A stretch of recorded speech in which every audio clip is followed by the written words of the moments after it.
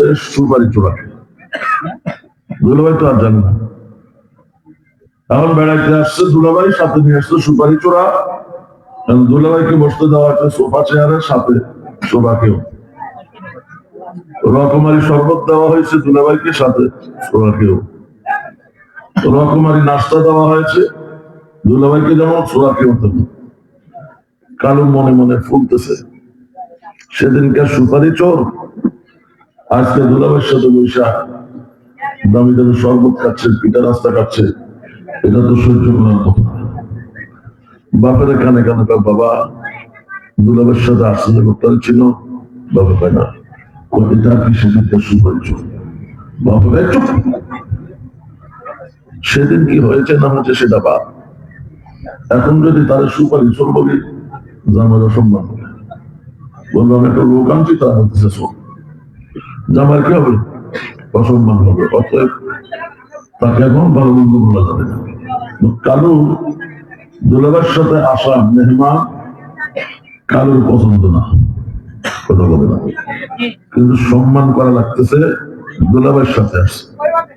অনুরূপ ভাবে কোন মেহমান কারো পছন্দ না হলেও সম্মান করা লাগবে, নবীজির ফরমান। কথা বলে।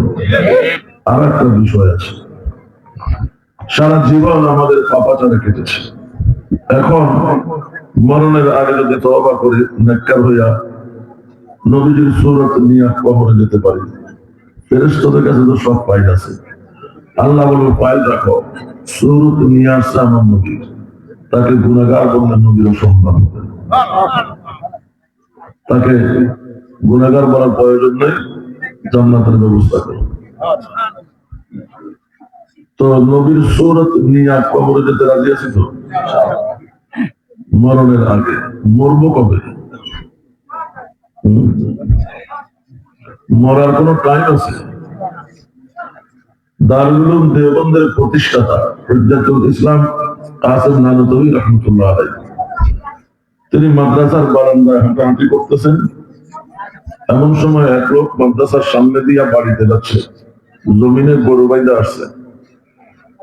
10টা 10:30টার সময় বাড়িতে যায় ভাত খাবে, আবার যায় হাল চাষ করবে। যাচ্ছে তার কাঁচা দেওয়া লুঙ্গি, কাঁচা দেওয়া বুঝেন? বুঝছেন না? বুঝলে তো বলি ফায়দা নেই। লুঙ্গিরে পেঁচাইয়া আসাদ নিচে দেখে কোমরে খুশে না, রান টান দেখা যায়, বুঝাইয়া বুঝছেন নি? মানে রান টান দেখা যায় আর কি, অনেকে বেশি পেঁচাইলে বাসাও দেখা যায়। যাই হোক, লোকটা যাচ্ছে। তো কাসেম নানতবী রাহমাতুল্লাহ আলাইহি তাকে ডাকলেন, ভাই এইদিকে আসো। লোকটা বললো, হুজুর আমার সময় নেই। হুজুর বললেন, আসলে তোমার সময় নেই। হুজুর লোকটারে ডাকলেন, লোকটা বলছে সময় নেই। হুজুর বলছে আসলে তোমার সময় নেই। এই কথাগুলো রোমের ভিতরে ছাত্ররা শুনেছে। কত মানুষের সাথে তো মানুষ কথা বলে, এই কথাগুলো ছাত্ররা শুনছে। 2-2.5 ঘন্টা পরে মাদ্রাসায় একটা জানাজার জন্য লাশ আসছে, ওই লোকটার লাশ। এখন ছাত্রদের কৌতূহল হয়েছে, হুজুর তাকে ডাকলো, সে বললো সময় নেই। হুজুর বলছে আসলে তোমার সময় নেই। হুজুরের এই কথার তাৎপর্য আছে। সবাই মিলে হুজুরের কাছে আসলো, হুজুর আপনাদের এই কথার তাৎপর্য কি? অনেক পিড়াপিড়ি করার পরে হুজুর বলে, সে যখন বাড়িতে যাচ্ছে আমি দেখেছি পিছে পিছে আজরাইলও যাচ্ছে, যে কোনো সময় তাকে ধরে তুলতে পারে। তাকে ডাকলাম, তার পেছকুন্দাটা নামাইয়া দিব এবং তাকে বলবো, ভাই জিকির করতে করতে যাও। পেছকুন্দা থাকলে কবিরা গুণা না, সতত দেখা যায়। এটা নামাইয়া দেব আর বলবো একটু জিকির করতে করতে যাও, যেন জিকিরের সাথে মরণটা হয়। সে আমাকে জবাব দেবে, হুজুর আমার সময় নেই। তো আমি এই অর্থে বলি যে যার পিছিয়ে লাগছে আজরাইল, তার আবার সময় কিসে? আসলে অত সময়। তো আজরাইল আমাদের পিছিয়ে নেই, সবার পিছিয়ে আছে। কখন যে ধরে ঠিক নেই।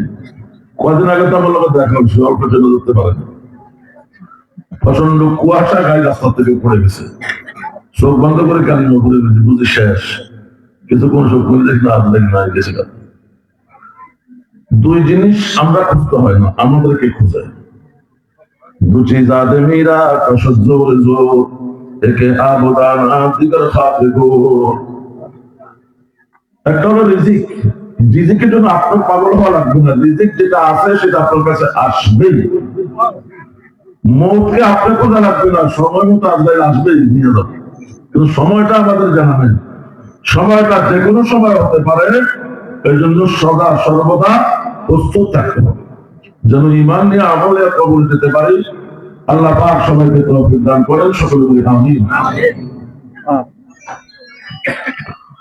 আমাদের প্রিয় নবী সাল্লাল্লাহু আলাইহি ওয়াসাল্লাম যেদিন নবুয়ত পেয়েছে, সেদিন সমগ্র পৃথিবীতে কোন পরিবার, কোন সমাজ, কোন দেশ এক আল্লাহ বিশ্বাসী ছিল। তৎকালীন পৃথিবীর প্রধান পরাশক্তি রোম সাম্রাজ্যবাদী, তাদের খোদা ছিল 3 জন। দ্বিতীয় পরাশক্তি পারস্য সাম্রাজ্যবাদী, তাদের খোদা ছিল আগুন, আগুন পূজা করত। যে দেশে নবীজির জন্ম, তাদের খোদা ছিল 360। যে দেশে আমরা বসবাস করছি, এদের খোদা ছিল 33 কোটি। যুগটাকে বলা হতো জাহিলিয়ার যুগ, বর্বরতার যুগ, অন্ধকার যুগ, মূর্খতার যুগ। সারা দুনিয়া একদিকে, আল্লাহ প্রিয় নবীজিকে দায়িত্ব দিলেন আরেক দিকে, যে আপনাকে বিশ্ব মানবতার সামনে দাঁড়িয়ে এক আল্লাহর প্রতি দাওয়াত দিতে হবে।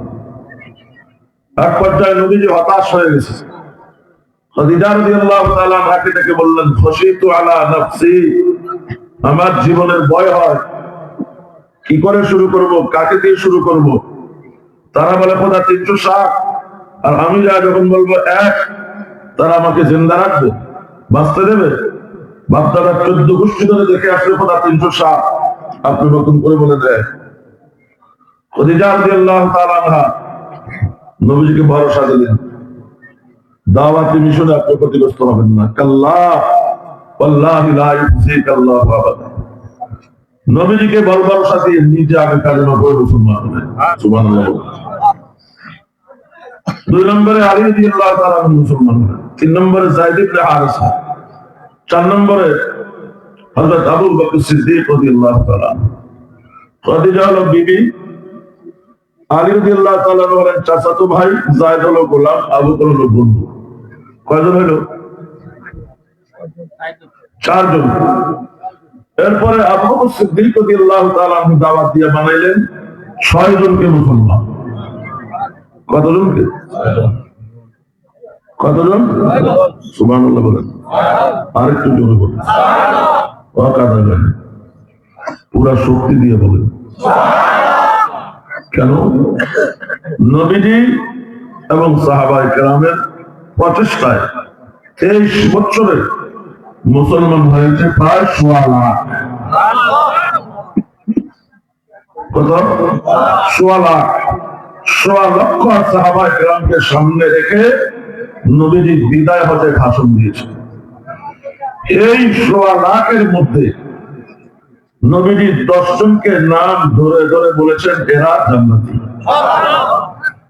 এই 10 জনকে বলা হয় আশারায়ে মুবাশশারা, জান্নাতের সুসংবাদ প্রাপ্ত 10 জন।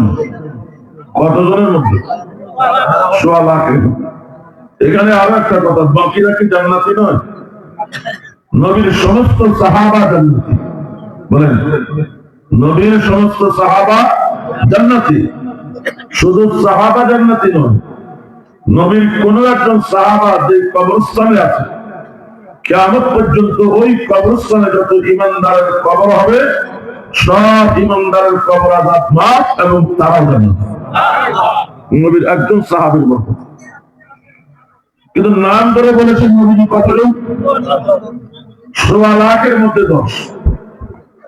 আশ্চর্যের বিষয় হলো হযরত আবু বকর সিদ্দিক রাদিয়াল্লাহু তাআলা আনহু যেই 6 জনকে প্রথম মুসলমান বানালেন, 6 জনের সবাই 10-এর সিরিয়াল। সুবহানাল্লাহ বলেন না? মুসলমান হইয়াই কত দামি 6 জনকে মুসলমান বানালেন। যে 1.25 লাখের মধ্যে সিদ্দিক আকবরের বানানো 6 জন, সিরিয়াল হয়ে গেছে। তার মধ্যে 1 নম্বর হযরত ওসমান গনি রাদিয়াল্লাহু তাআলা। কত বড় মুসলমান! নবীজি বলেন সবাই ইসলাম পেয়ে ধন্য হয়েছে, ইসলাম ওসমানকে পেয়ে ধন্য হয়েছে।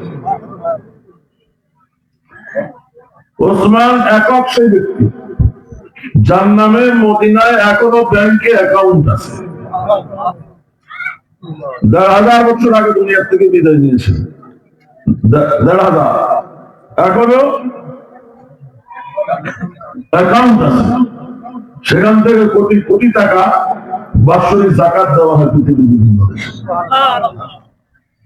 ইসলামের যেখানে পয়সা দরকার সেখানে ওসমান রাদিয়াল্লাহু তাআলা। কষ্ট দিতে আপনাদের। তবুকের যুদ্ধ কথা আসছে সেজন্য বলতেছি, আবার এটা মনে করি না মনে হয় আবার চাঁদা শুরু করে দিবি। চাঁদা তো হয়েছে আলহামদুলিল্লাহ, আরো হবে। বলেন, তবুকের যুদ্ধ মদিনার থেকে 800 কিলোমিটার, শত্রু সংখ্যা 2 লাখেরও বেশি। আকাশ ছোঁয়া পাহাড়, প্রচন্ড গরমের সিজন, খেজুর কাটার সিজন, মানে ধান কাটার সিজন।